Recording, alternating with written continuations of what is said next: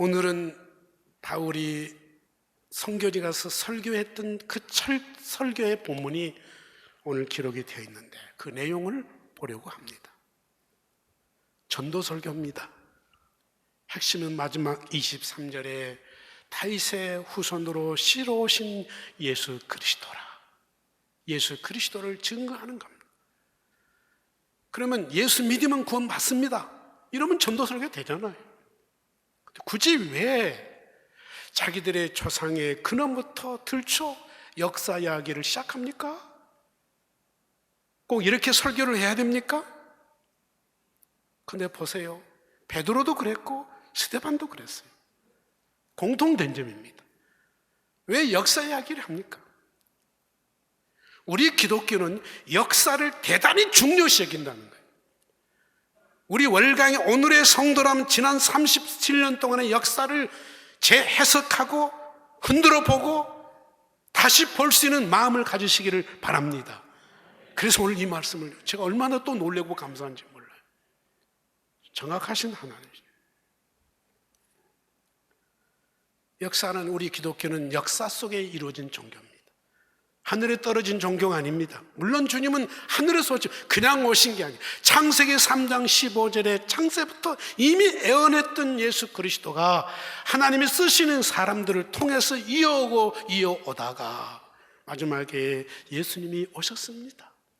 객관적이고 명확한 역사적인 증거를 가지고 있는 복음이 기독교의 복음입니다. 아멘입니다. 그게 얼마나 감사해요. 객관성이 있어요. 역사적으로 증명이 되는 기독교야.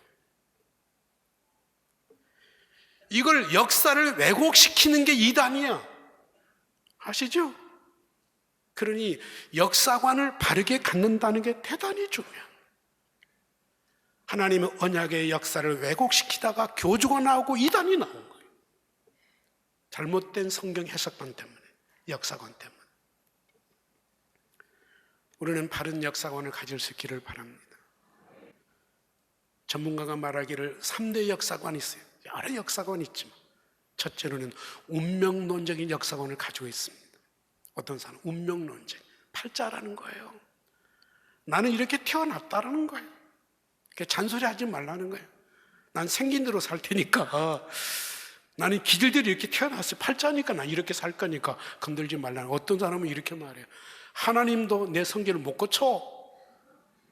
나 이대로 살 거야. 이러고 사는 사람이 있어요. 운명론적으로 살아. 희망이 있어요? 없어요?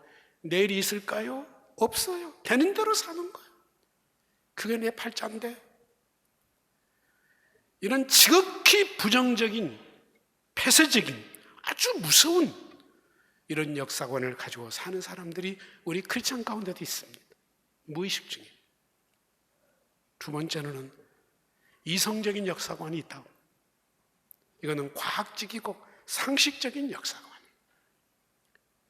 그 시대는 어떤 사건이 있었는가? 왜 그 사건이 있었는가? 문제는 뭐였는가? 결과는 어땠는가? 이걸 냉철하게 과학적으로 분석하고 원인과 결과를 분석하고 그리고 이 사건의 중심에 누가 있었는가? 사람 중심의 역사. 이게 이성주의적인 역사관입니다. 모든 역사를 인간 중심으로 풀어가는.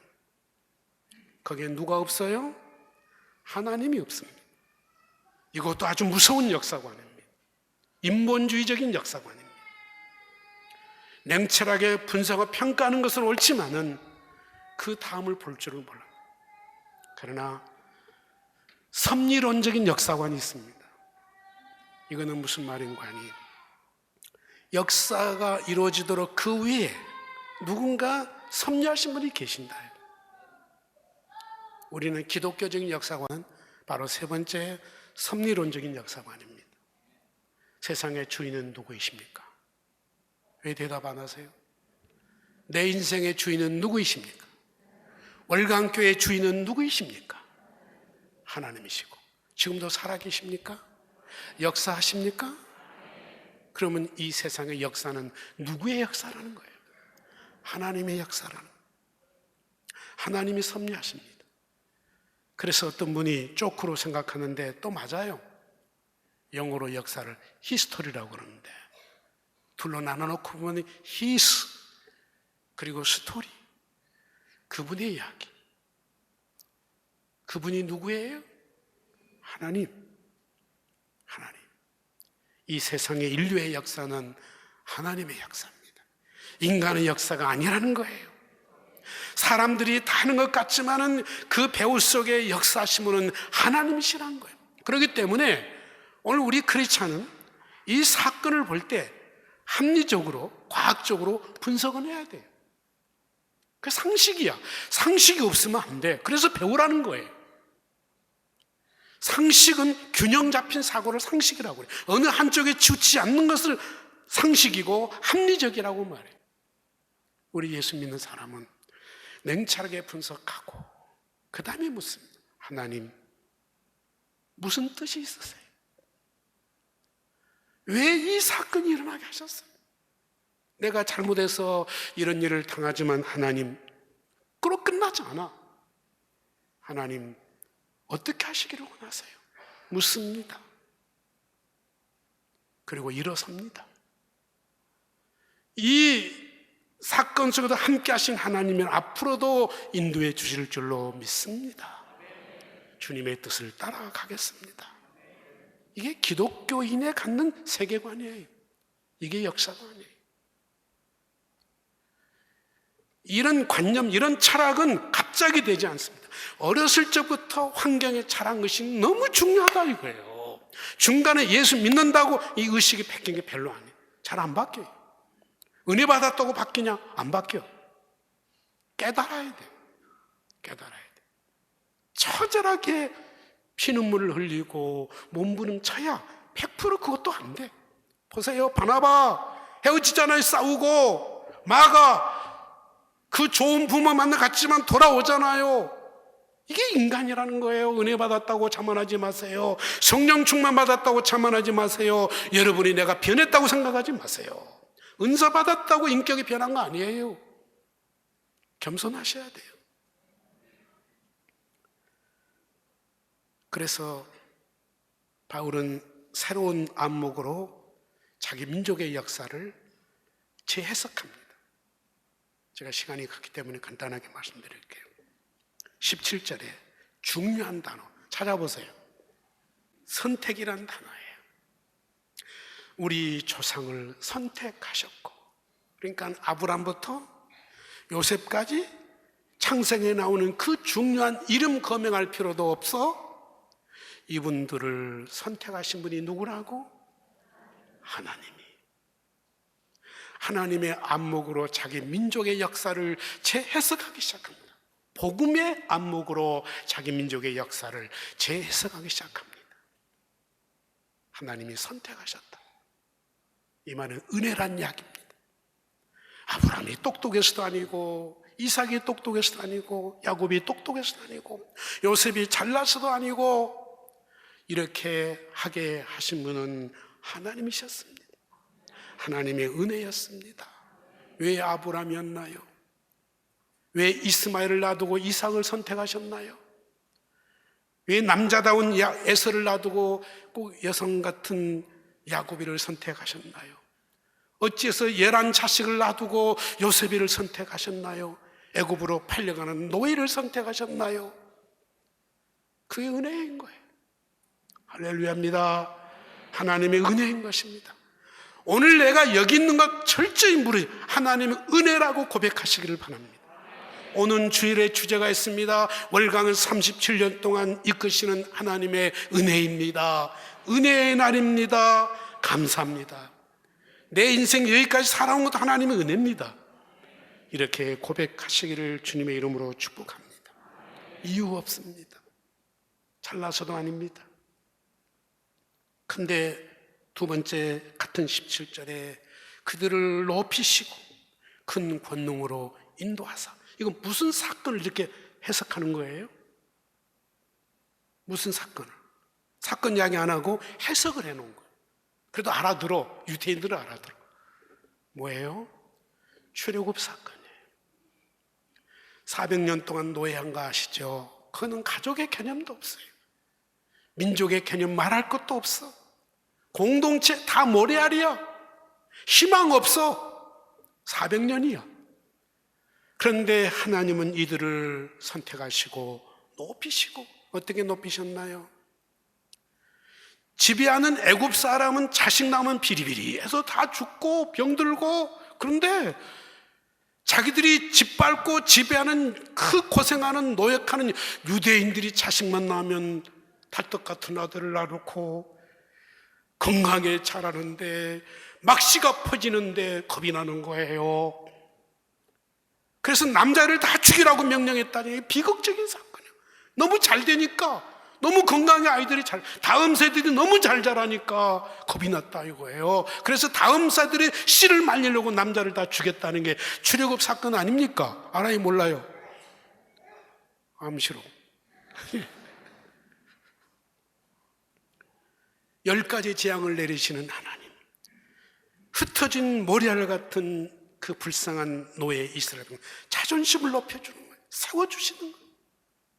그리고 권능을 베푸시사 홍해를 바다같이 건너게 하신 분은 하나님이십니다.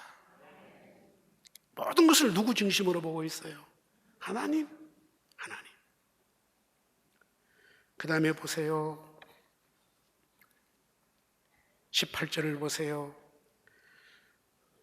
광야에서 40년간 저희 소행을 참으시고, 이거는 어느 사건을 이렇게 해석하고 있어요? 여기는 광야라고 그랬어요. 40년. 근데 뭐라고 말해요? 칭찬한 거요? 책망한 거요? 못된 것들. 만일에 하나님 우리 월강을 40년 동안 이렇게 데리고 다니면서 먹여주고 훈련했으면, 한번 하셨으면 좋겠어요. 너무 행복할 것 같아. 하루하루가 행복할 것 같아. 근데 못된 것들, 끌신하면 원망하고 불평하고. 그들이 잘했단 말이 성경 거의 없어요. 광야 40년 동안 끌신하면 원망하고 애굽이 좋았다고 그러고, 맨날 만나냐고, 우리는 디저트가 없냐고, 먹으면 죽는 게 디저트라는데 디저트 없냐고 원망하고, 여기까지 불러놓고 우리를 죽이려고 네가 데려왔냐고 책임지라고 그러고. 기가 막힌 거예요. 40년 동안 하나님을 달달 볶는 것이 아니라 누구를 달달달 볶았어요? 모세를 달달달 볶았어요. 기가 막힌 거예요. 그래도 120년 동안 시력이 새하지 않도록 지키는 하나님, 모세를 지켜주신 거예요. 죽고 싶을 때 한두 번이 아니었어, 모세. 그럼에도 불구하고 하나님은 40년 동안 그들의 소용을 보시면서 뭐 하시고? 참으시는 하나님. 아멘입니다. 월강 지난 세월 동안 우리 잘한 것도 있겠지만은 잘못한 건 왜 말 안 해요? 왜 말 안 해요? 우리 하는 소행, 생각하는 거 보면 우리는 다 머리알이 흩어지고 월강은 진지가 없어졌어요. 그래도 하나님은 참으시고 여기까지 인도해 주심을 믿습니다. 이것도 주의 은혜라고 하는 것입니다. 19절을 보세요. 20절까지 뭐라고 말합니까? 가나안 땅 임금 족속을 멸하사 그 땅을 기업으로 주셨대요. 그 후에 몇 년간 선지자 사무엘 사사까지 주셨는데 그 기간이 450년이 자그만치 450년.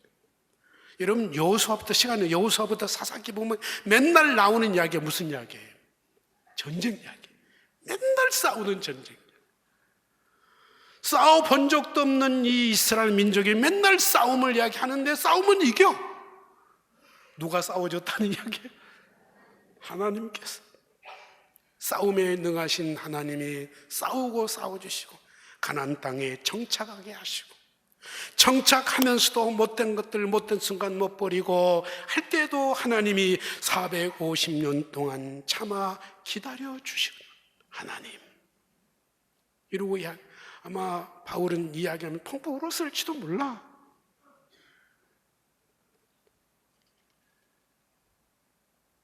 그리고 그 다음에 21절에 무슨 시대로 넘어갑니까? 왕정시대로 넘어갑니다. 성경은 뭐라고 말하고 있습니까? 하나님이 원치도 않는데 이스라엘 백성이 자기가 좋아하는 스타일의 여왕벌을 세워달라는 거예요. 왕을 세워달라는 거예요. 하나님 뭐라고 그랬어요? 이놈들아, 내가 450년 동안 치질이 너희들과 함께 하면서 전쟁 나면 싸워주고 포로로 끌려가면 내가 찾아왔고 가뭄 들면 먹을 것 주고 했는데 뭐가 모자라? 왜 왕을 찾아? 인간적인 너희들의 지도자를 찾아? 하나님이면 됐지? 그러면 아멘 해야 되잖아요. 아멘 했어요? 안 했어요? 안 했어. 끝까지 고집해. 왕을 꼭 달라는 거예요. 근데 하나님은 그럼에도 불구하고 마음에 내키지 않지만 백성이 달라니까, 자식이 달라고 뗐으니까 할 수 없이 주듯이 하나님이 주었대요. 왕을 세워 주었대요. 그게 누구였다고요? 사울이었대요. 사울은 처음에는 참 기도 장대하고 장군이고 용사고 용맹스럽고 지혜롭고 부모 잘 모시는 효자였대요. 그렇게 착할 수가 없대요. 그래서 왕을 세웠대요. 근데 어떻게 됐어요? 왕이 된 다음에 변질되는 거예요. 교만해요. 누구 말 듣지도 않아요. 세상 왕들대로 지가 왕인 줄 알고 돌아가요. 심지어는 자기에게 기름으로 세웠던 영적인 멘토 사무엘의 말까지 안 듣잖아요. 하나님이 화가 나셨어요. 이제 내가 사울을 버리고 다윗의 이세의 후손에서 왕을 세울 거라고 해서 다윗에게 기름을 붓고도 몇 년 동안 사울 왕을 40년 동안 왕자리를 지키도록 지켜보셨대요. 참 대단하십니다, 우리 하나님. 역사가 그냥 이루어진 게 아니라는 거예요. 여러분 자식 그냥 키웠습니까? 부부생활 그냥 했습니까? 얼마나 힘들었습니까? 얼마나 가슴 아리했습니까? 보따리 수십 번 쌌어요. 포기했다가 또 다시 감쌌어요. 그러고 살아온 거예요. 그냥 되는 게 아니에요. 하나님이 그랬다는 거예요. 그래서 40년 지난 다음에 사울의 왕가를 망하게 만듭니다. 비참하게 망합니다. 하나님이 기다렸다는 거예요. 하나님이 왕을 세워서 끝까지 가기를 바라시지 그렇게 비참하게 마치기를 원치 않았다는 거예요. 근데 끝까지 고집 부리고 안 돌아오니까 어쩔 수 없이 그렇게 할 수밖에 없었다는 거예요. 누가 나빠요? 누가 나쁜 놈이요? 제가 욕을 했습니다. 하나님이 그러고 그런 사람이요, 사울이 나쁜 놈이요. 사울이 나쁜 놈이지. 우리 인생을 이렇게 살면 안 된다는 거예요. 이게 역사의 교훈이에요. 그러면 결과 좋지 않다. 그리고 다윗을 세웠습니다. 다윗은 왕 될 사람이 못된 사람이에요. 사무엘이 이새의 집에 가서 아들 데려오라고 그러니까 집에 있는 아들 몇 명을 세워요? 큰 아들. 정말 멋있었어요. 사무엘이 기름을 부으려고 마음먹었어. 하나님이 사무엘의 손을 붙잡아서 아니야. 유명한 말씀을 주셨습니다. 나는 사람을 외모를 보지 않고 속 중심을 보느니라. 아니야. 둘째는요? 아니야. 셋째도 아니야. 넷째도 아니야. 여섯째까지도 아니야. 아마 사무엘이 지쳤나 봐요. 끝난 줄 알고 또 있냐고. 있다고. 어디 있냐고. 저 들판에 양치고 있다. 막내가 남았다고. 아직 어리다고. 테러라는 거예요. 하나님이 그 어린 꼬마에게 기름을 부으라는 거예요. 그래서 사무엘이 다윗에게 기름을 부었다 이거예요. 그래서 다윗왕이 세워졌다 이거예요. 그런데 바울은 이 다윗왕을 놓고 이렇게 평가합니다. 하나님 마음에 뭐하는 사람이라? 꼭 맞는 사람이라. 합한 사람이라. 하나님 마음에 든 사람이었다라고. 하나님이 좋아하는 사람이 됐다고. 하나님이 다윗의 팬이 되었다고. 기쁘게 여기셨다고. 그래서 하나님이 다윗에게 축복하사 너의 후손, 너의 씨에서 누가 오게 하시겠다. 메시아, 내 아들 예수 그리스도를 보낼 거라고 다윗에게 약속하셨대요. 이 말은 만대의 너희 후손이 복되게 하겠다고 하는 하나님의 약속이십니다. 그래서 예수님이 오셨고 그 예수 그리스도가 우리의 구원자라는 거예요. 인류 역사의 유일한 희망은 무엇입니까? 제가 힌트 주려다가 감췄어. 인류 역사의 유일한 희망은 무엇입니까? 누굽니까? 그럼 힌트까지 준 거예요. 예수 그리스도라는 거예요. 우리 조상의 역사를 하나님이 주관하셨다. 이 비참한 인간 역사에, 못된 인간 역사에 이 모든 죄를 다 용서하고 구원할 유일한 희망은 예수 그리스도다. 이게 복음이다 하는 거예요. 이 이야기를 바울이 전도 설교로 하신 거예요. 믿습니까? 우리 월강을 비춰봐야 돼요. 우리 월강의 유일한 희망은 뭡니까? 예수님이십니다. 따로 왔다가 땀만 품고 왔다가 예배 드리고 그냥 쏜살같이 흩어지는 사람 되지 마십시오. 동행자가 되십시오. 아멘. 악수라도 하시고 반갑네요. 잘 계셨어요. 요즘 세상이 힘드는데 어려움 없으셨어요. 좀 이러고 가면 안 됩니까? 미안한 이야기지만 저도 25년 넘도록 월강 섬겼잖아요. 쉬웠을까요? 어려웠을까요? 여러분도 어렵지만 저는 더 어려웠어. 이들을 다 품고 간다는 게. 가슴 아리도 했어. 병들기도 했어. 설교하다 쓰러진 적도 있어. 병원에 입원했어요. 따라서 합시다. 종은 울리기까지 종이 아니고, 사랑은 표현하기까지 사랑이 아닙니다. 그러니까 뭐 하라는 거예요? 종은 치라고 있는 거예요. 사랑은 표현하라고 주신 거예요. 축제를 만듭시다. 정말 축제를 만듭시다. 할렐루야입니다. 다가서세요. 손을 내미세요. 내가 먼저 다가서세요. 껄끄러우면 껄끄러운 이야기 하세요. 껄끄러웠다고 풀자고. 이 좋은 날에, 은혜스러운 날에 우리 하나님께 감사하자고. 아픈 마음 다 털어내놓고 하나님께 눈물로 감격으로 예배드리면 안 될까요?